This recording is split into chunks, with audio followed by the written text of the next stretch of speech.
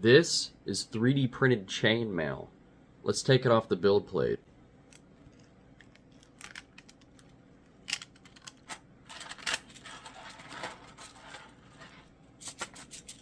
Wow, look at that. That turned out a lot better than I was expecting.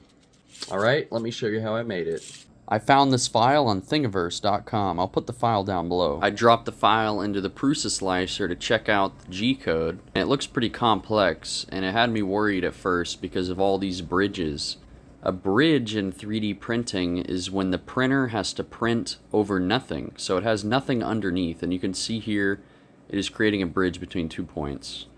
And here it is for the audio lovers out there. I'll stop talking so you can listen to this.